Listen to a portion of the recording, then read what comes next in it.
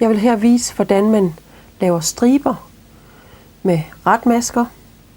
Og det man gør ved den her stribemåde, det er, at man skifter farve på henrækken. Altså når man starter i højre side. Og her har jeg jo hæklet mit opslagning og tilbagerækken. Og jeg har hæklet det 2 gange med retmasker. Nu vil jeg så vise, hvordan jeg så skal skifte farve nu her på henrækken. Når jeg skal skifte farve her, så skal jeg faktisk stoppe, når jeg har 2 masker tilbage på. Så jeg går lige 1 maske tilbage.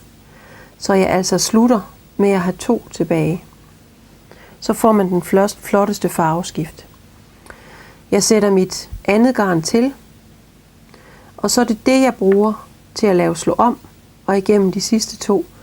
Fordi så kan I godt se, så er jeg klar til at hakke med min stribefarve på en rigtig måde. Og her er det igen retmasker ved at tage ind i ribben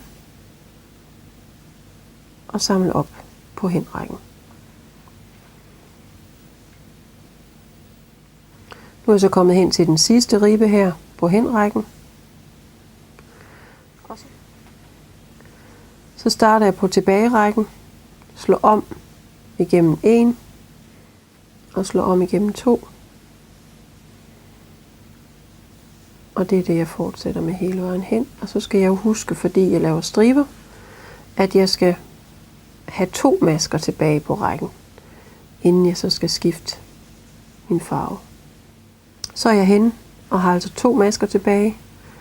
Og nu tager jeg så den anden farve op, tager på min finger, slår om med den anden farve og igennem de 2.